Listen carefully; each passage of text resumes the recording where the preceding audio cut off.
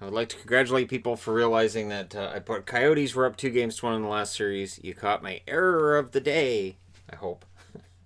It's just, you watch a lot of hockey, and it's like there's 8 different series, and I know Avalanche are up 2-1. I have no idea why I wrote Coyotes are up 2-1. It's a lot of hockey. So, I'll just blame it on being distracted with live stream. So, yeah, there you go. That's fine. I'm not distracted with this one. Tampa Bay, they are definitely being tested. They're definitely being pushed, and yet I think they've adjusted.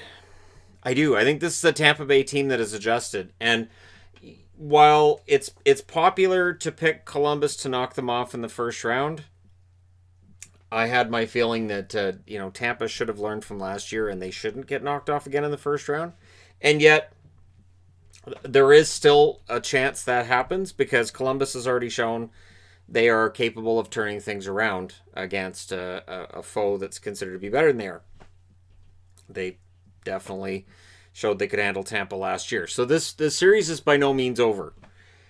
And for Tampa, this got off to an early start. There was a scrum at the Columbus net right away. Maroon takes a penalty. Columbus goes to the power play. But you could see that the strategy tonight was charge the net, get Korpisalo off his game, don't let him see the puck, don't let Columbus get comfortable, and make life as uncomfortable as possible for Jonas Korpisalo.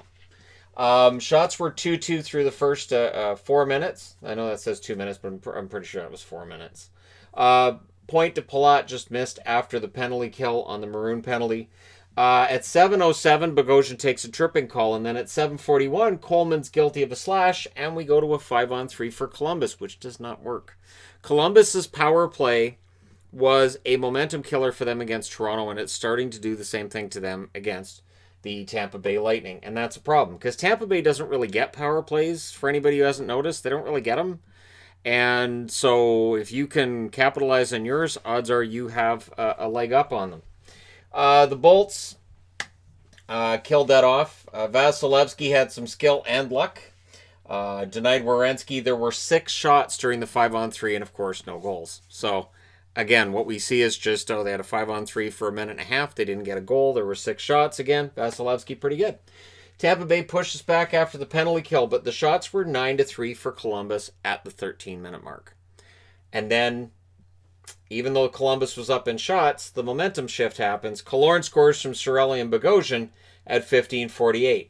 And it definitely changed. The shots were 9-3, but shortly after that goal, they were 10-8 in favor of Columbus. That's where they would end in that period. And so it's 1-0 Tampa Bay, and you're thinking, all right, maybe Tampa's ready to break out. No. Early in the second period, Nash scores from Nyquist at 1:49. Nice goal. Ties it up.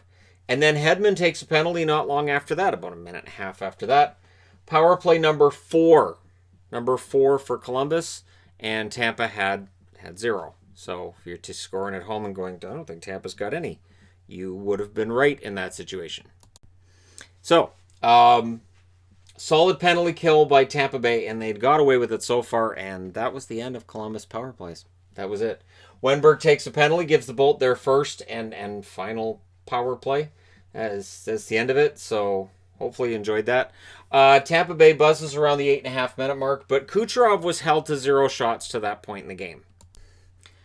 Sorry for the pausing, just I'm trying to keep Pixel and Bear from having a fight. They're both trying, and I'm having to do the Jurassic Park thing. You gotta sort of. Anyways, all right. So Kucherov gets his first real chance around the 9-minute mark. So as soon as I mentioned Kucherov doesn't have a shot, he gets one. And Tampa Bay needed to watch the turnovers. They were turning over the puck plenty to Columbus at that point in the game. And then Tampa Bay buzzing around the net. Korpisalo denies Maroon. But at 14 minutes and 16 seconds, it's Braden Point, who is really emerging this playoffs as being just as good as I've thought he was since his rookie year. Really excellent player. McDonough and Kucherov with the assists at 14-16. That was the 11th shot in a row for Tampa after the Nash goal. So, no shots for Tampa from 1:49 till 14:16. And that makes things kind of difficult for your goaltender and your defense. And we'll get to the other game that just finished, and we'll see similar moments like that in that one.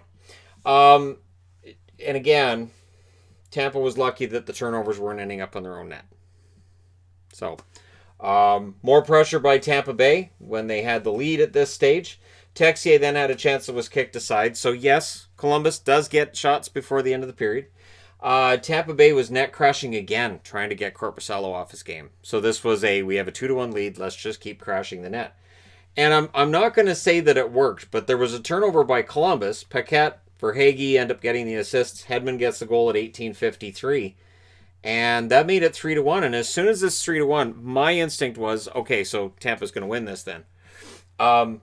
Scrum at the Bolts net with 31 seconds left. But again, this was sort of a tit-for-tat situation where one team or the other was trying to get back at them for, the goaltending stuff that was going on. You run our goalie, we'll run yours. We'll go into your crease if you're going to run into ours. And I thought the referees did a good job of not calling a bunch of penalties here, where you could. You definitely could. But they just left it as it was. And so it's 3-1 entering the third. And to start the third, the jinx was put in by an announcer saying they'd only lost one game in regulation all regular season when leading by 2 after the third period. Don't worry about it.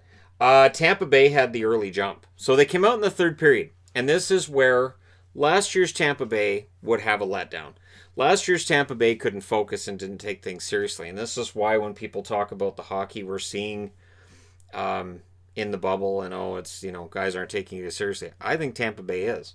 Now that early jump ends up coming back to bite him as Robinson gets a goal from Wenberg and Nyquist at 1:37, but that was Columbus's only shot in the first 9 minutes of the period. So you can look at this and say, well, it's a 1-goal game, Columbus is making it close, but you can also look and say Columbus isn't getting shots.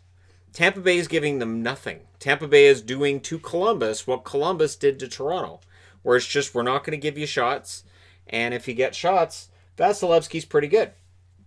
Not that he had to really prove it a whole lot today because Columbus didn't generate enough offense. And the goal by Robinson, as nice as that was for Columbus, they just didn't have anything to follow it up with. And Tampa Bay was also killing the lead, or killing the clock and protecting the lead. I'll get there. By keeping the puck at the Columbus end. And that is the best way to protect a lead. Protect it 200 feet from your own net. Good strategy. Korpisalo stopped a shot by Kucherov. That was the Bolts' 30th shot to only 18. 18 for Columbus. And then by the end of the game, they had taken a shot off there. So it read 18, but the official scoring tells me it wasn't 18. So they took a shot away from Columbus during that third period. They're like, nah, that can't have been a shot. There were more scrums with 2 minutes and 18 seconds left, but Tampa Bay was in control. And it's weird because they're only up by 1 goal. The only goal in that third period was scored by Columbus, but I never got the feeling that there was really any danger of Columbus tying this. So they pull the goalie with 1.5 minutes left, and this is where if you're a Tampa fan, you may have been swearing at your television. Twice, Tampa Bay hits the goalpost trying to hit the empty net. Yeah, you don't want to be doing that too much, because in the name of Patrick Stefan, that can come back and bite you later. But it doesn't bite Tampa. Tampa wins this one 3-2. Really all around a solid game. So Columbus led in shots 10-8 in the first, and then after that, they managed 7 shots on net.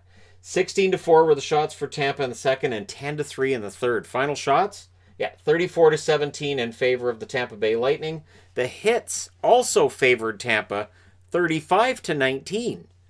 So that's what you call a dominant performance by a team in a victory.